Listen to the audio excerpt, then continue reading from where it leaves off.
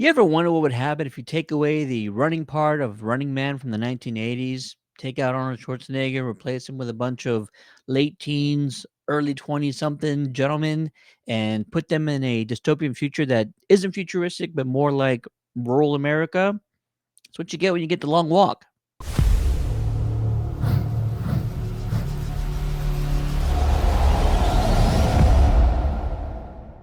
The Long Walk, the brutal, very realistic film starring Cooper Hoffman, David Johnson, and the ever amazing Mark Hamill.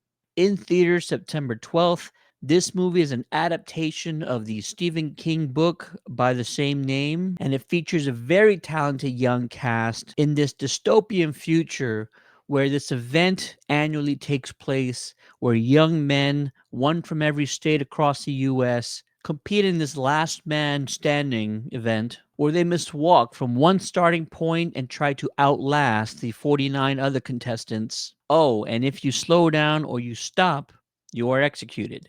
Let's call it what it is. Execution. I'm going to start out by saying I never read the book. I knew some of the individuals in this movie, but I went into it pretty blind, not knowing the exact story as opposed to just what we saw in the trailers. I tried to stay away from as much as possible, and it really took me by surprise. I knew that this movie would be violent to a certain extent. I did not understand the graphic nature of what we are about to experience. I'll start out by saying if you have kids, young ones, anyone who doesn't really like the sort of realistic violence that you might find in cinema sometimes, don't take them to this. It's not like the Saw movies where the deaths and the violence is sort of grandiose and over the top. This is just straight up anxiety induced violence. Why? Well, mostly because it's dealing with young adults, sometimes teens, and that can be a lot for some people to take in. The subject matter is heavy, and I say all this first and foremost because I want to give the people the right expectations going in. If this is a too heavy of a subject matter for you, please stay away from the theater. However, I will say that this movie accomplished something that not many films have done before it, and that is showing how necessary camaraderie or human connection can be in the face of danger or peril. Now, I believe Stephen King wrote this book way back when, sort of as an analogy or a metaphor for the conflict in Vietnam. A lot of individuals around that time were against the conflict to begin with, but I think no matter which side of that line you were on, the one thing that occurred was the brotherhood and the fellowship and the camaraderie that took place amongst US troops and soldiers looking out for one another during that time. This movie, for all of the violence and the brutality that it showcases, really flourishes with the character driven story that they're showcasing. You are fully emotionally invested in these individuals and what they're going through. Let's call it for what it is. A lot of movies, most of the time, they don't spend enough on the characters. They don't spend enough on their backstory. They don't spend enough on their motivations, on their emotions in the movie. Why should you care about most characters that you're witnessing on the big screen? Well, this movie's going to tell you why. Different individuals, different backgrounds, different reasons why they're all going through this perilous journey, and yet you will undoubtedly find a reason why you're going to care for most of them. It's a fascinating juxtaposition of presenting these beautiful relationships that are evolving out of the backdrop of what essentially is a suicide mission. 50 individuals, only one winner. Not very good odds. Can't wait to actually find more information and interviews on the production of this film because 95% of the scenes are the cast walking. And I understand they're going to have breaks and they're going to take time in between shooting and all that stuff, but it's got to be somewhat either physically or mentally exhausting to always be walking during your scenes, always be moving, always having to reset the entire production every time you need to reshoot something. It's quite an achievement, if you ask me. Let's talk about this phenomenal cast. There are a handful of characters and actors that you're going to just appreciate so much. I wish I could talk about all of them, but I'm going to focus on two of them.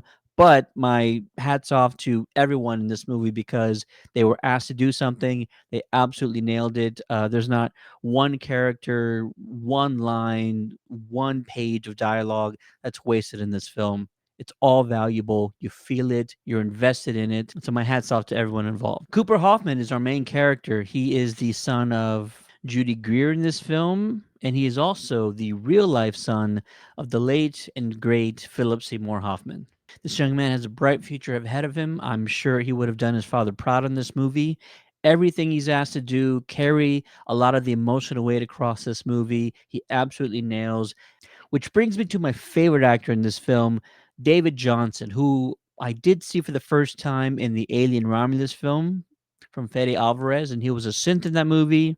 And what he did in that movie, nailed it. No notes. 10 out of 10.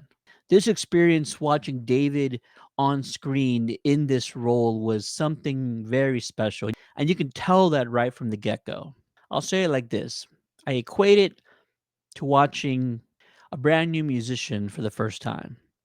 I remember watching Bruno Mars when he played the Super Bowl halftime show for the very first time.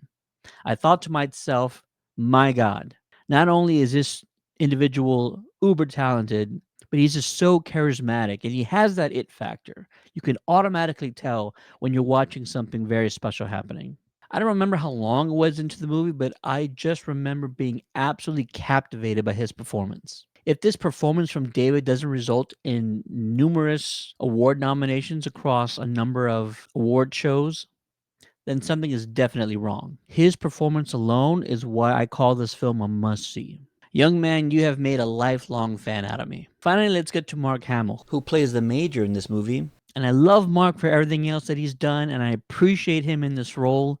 If you were to ask me, the one thing that I can't get past is how much I like Mark Hamill. The General is a very complex character. On one hand, he's sort of the scapegoat for why this horrific event exists in the first place. But all of the bad stuff that happens during this movie, he's indirectly involved with. That might be the reason for having him in this role in the first place, but I can't help but feel that I would have rather had some actor in that role that would have been easier to hate. I'm not going to name any names, but there's just some actors out there when they play a bad guy, it's really easy to hate them. You almost love to hate them. Kind of felt like this character should have gotten into that kind of space, but nevertheless, appreciate what Mark Hamill did in this one.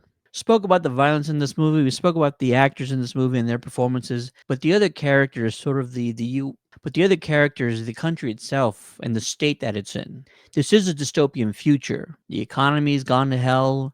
Food is scarce, and this event that puts all the lives of these young men at risk is the only shining light that these citizens have. Like, what does that say about the state of the country? This movie does a great job of showing how dire the situation is for everybody.